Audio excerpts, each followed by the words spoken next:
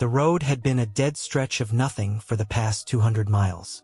A long, black ribbon of asphalt, cut through fields of knee-high grass that swayed under a restless wind. Doug had been driving long haul for nearly 20 years. He'd seen it all.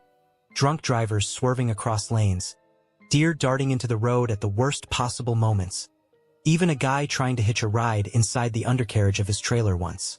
But nothing could have prepared him for what waited for him inside his own damn truck that night. It started at a gas station off Highway 41, some hole-in-the-wall place that barely had enough wattage to keep its flickering neon sign from dying completely. Miller's Gas and Service, it read, but the M in Miller's kept shorting out, giving it the look of Iller's Gas. Real inviting. Doug pulled his rig into the lot, stretching his aching legs as he stepped out. He lit a cigarette, exhaling a long, weary breath as he leaned against the side of his truck. The place was dead quiet. No cars, no people. Just the occasional hum of the buzzing lights and the rustling wind pushing against his 18-wheeler. And then he heard it. A sound faint but unmistakable. Scraping, like something dragging across metal. He turned, brows furrowing. The noise had come from his trailer. He was sure of it. Then, a shuffle. A soft, uneven movement. Doug exhaled smoke through his nose, shoving his free hand into his jacket pocket as he eyed the trailer doors. They were locked. He had checked them himself before setting off hours ago. So what the hell was that sound? And then, a voice.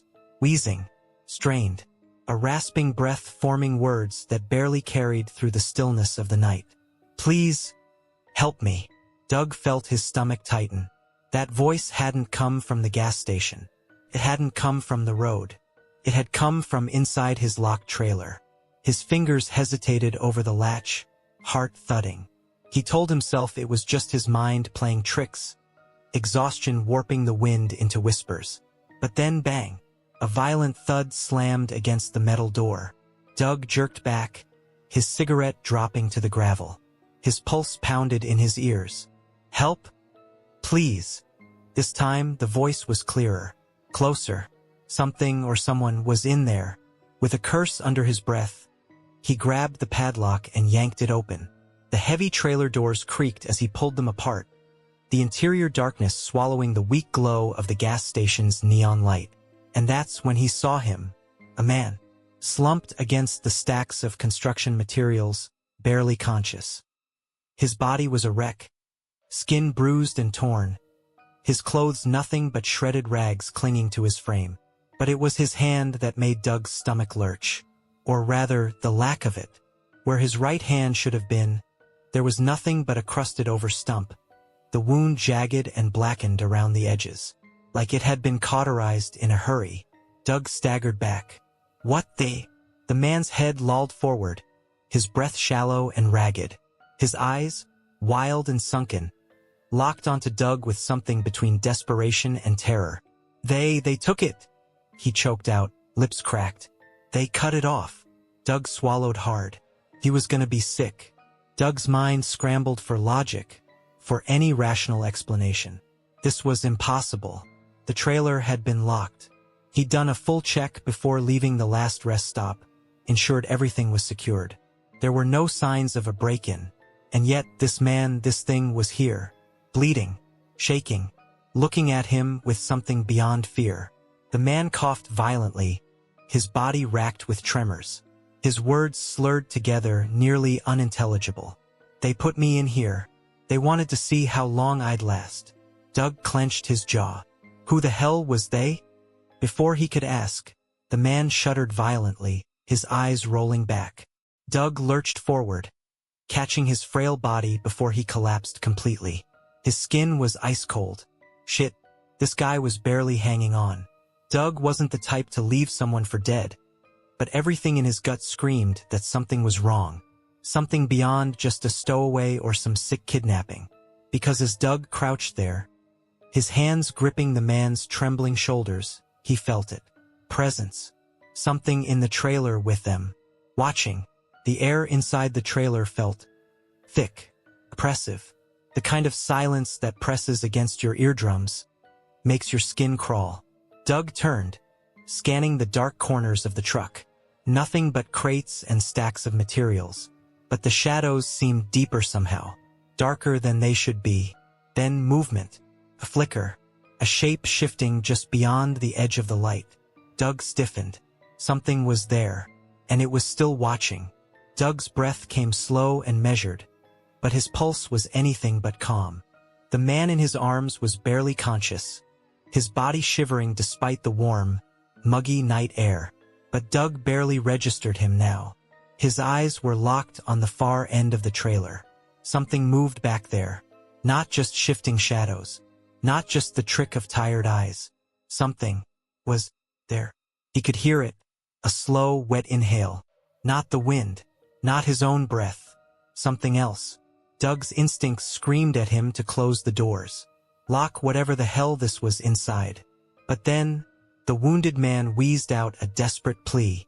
Don't leave me. Doug looked down. The guy's remaining hand clutched weakly at his jacket. His skin was freezing, his sunken eyes wild with terror. Not pain, not confusion, just sheer, unfiltered terror.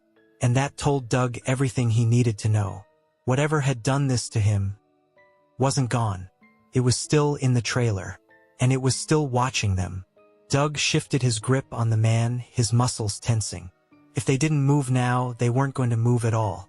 Grunting under the weight, he hoisted the man up, dragging him toward the trailer doors. Every step felt wrong, like walking through a dream where the air itself fights to keep you still. Behind him, the wet, rasping breath grew closer.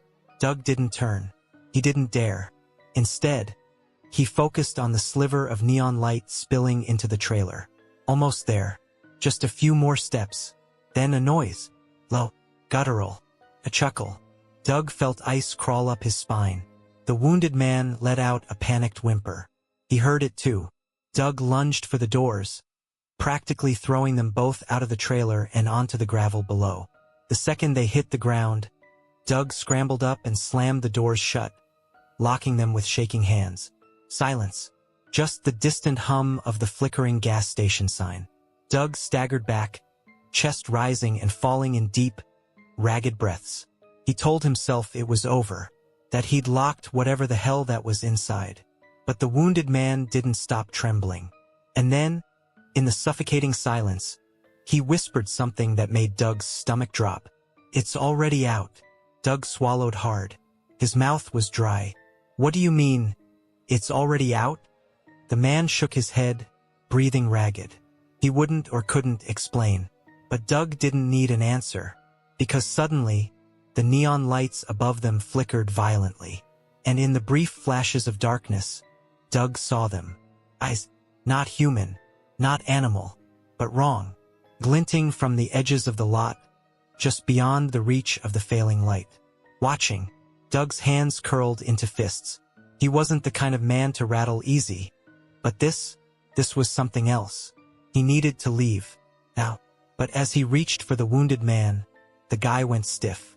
Then his entire body convulsed. His head snapped back, mouth open in a silent scream.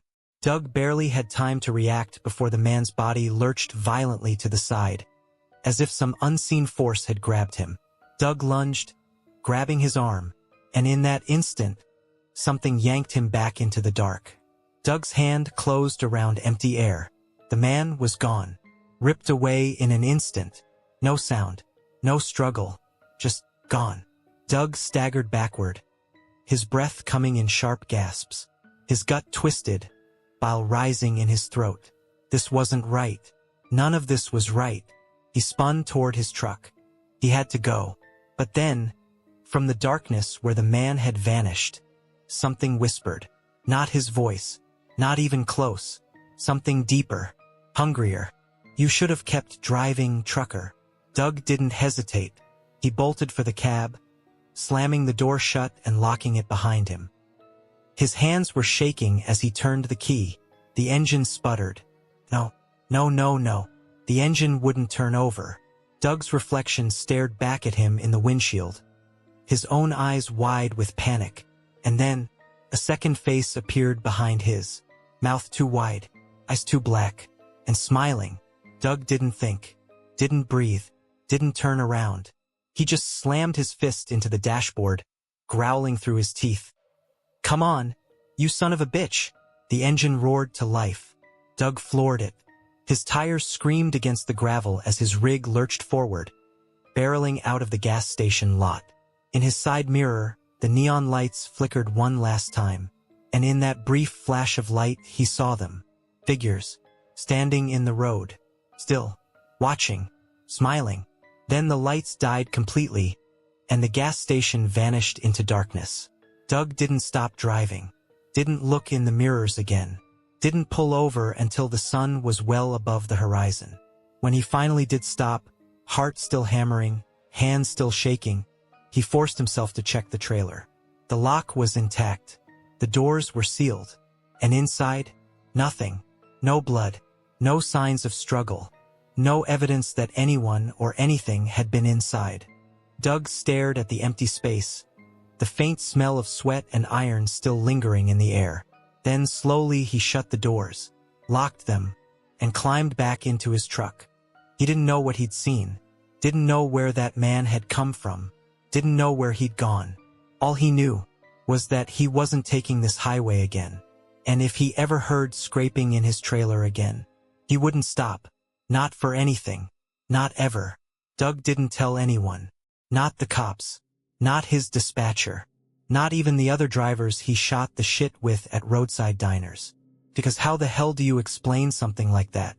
Hey, I picked up a ghost or a demon or some kind of nightmare hitchhiker in my locked trailer, and then it ate a man who shouldn't have even been there. Oh, and the gas station vanished into thin air. So, yeah, weird night. No, nobody would believe him. Hell, he barely believed it himself. So he kept his mouth shut. But the road has a way of not letting things go. Because a few weeks later, while waiting at a shipping yard in Louisiana, he overheard two drivers talking. One of them, grizzled old bastard, must have been in his 60s, was talking about a vanished trucker. Some guy named Paul Beecham. Doug wouldn't have paid it any mind. Truckers go missing all the time. But then, the guy said something that froze Doug's blood. Last place anyone saw him? Miller's Gas off Highway 41. Doug felt his stomach knot. Miller's Gas. That place should be gone. Swallowed by the dark. Buried under the weight of whatever had happened that night. But this guy was talking about it like it was still there.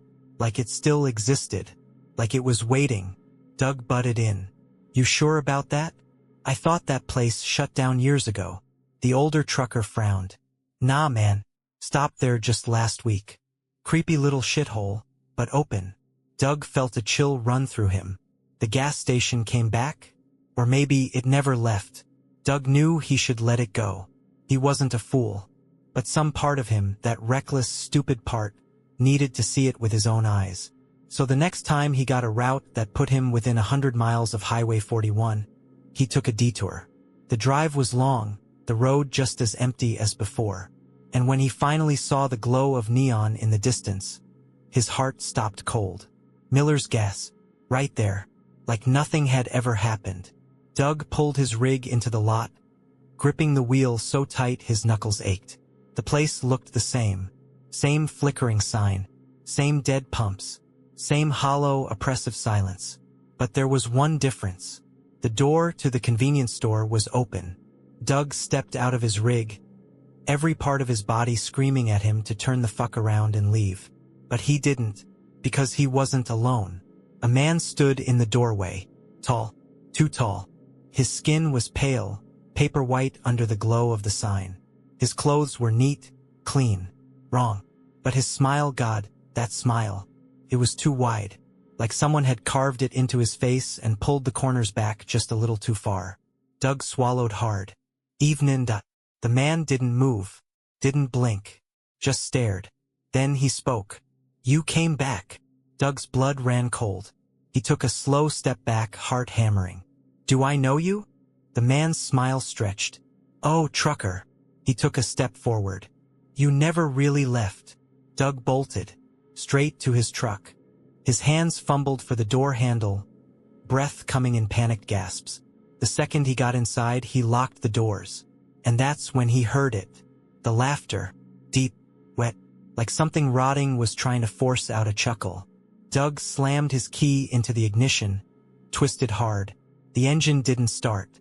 His pulse pounded. Not again. The laughter grew louder.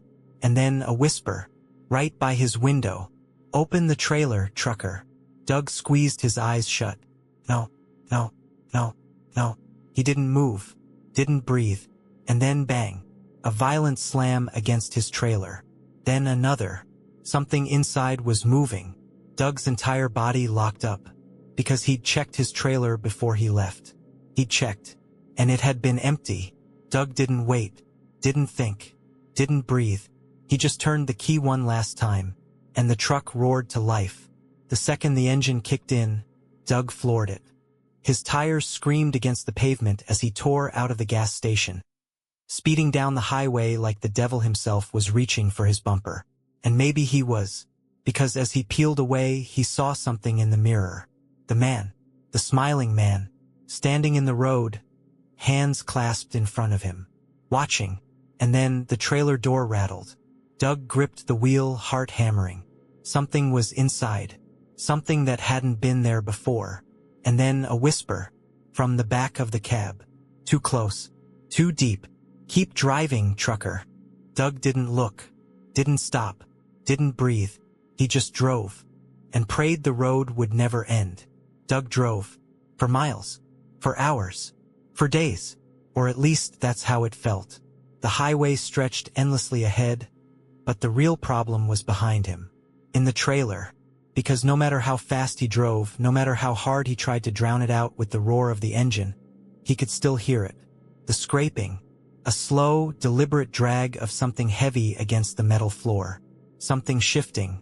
Moving. Waiting. Doug's grip on the wheel tightened. He wouldn't open it. He knew what happened to people who opened the trailer. They never got to close it again. After what felt like a lifetime of white-knuckling the wheel, Doug saw an exit sign. Sable Ridge 10 miles. Small town. Middle of nowhere. Perfect. He needed to stop. Needed to get out of this truck before he lost his goddamn mind. But as soon as he flipped on his blinker, the trailer shifted. Doug felt it, the weight moving, throwing the balance of the rig off for just a second. Then, bang. Something slammed against the inside of the trailer. Doug clenched his jaw. No, no, no, no. The rig started to tremble. Not from the road. From something else. Something inside. A deep, low vibration. Like the hum of a tuning fork pressed against his bones. And then, a whisper. Not from the trailer. Not from the radio. From the passenger seat. "Don't stop, trucker." Doug's breath caught in his throat. He didn't look. He didn't have to. There was something sitting in the cab with him. Watching. Smiling. And it didn't want him to stop. Doug did what any sane man would do. He took his foot off the gas. The truck lurched, slowing down. And the second it did, the whole rig screamed. The sound wasn't human. Metal groaned. The trailer buckled outward, denting from the inside like something massive was trying to force its way through.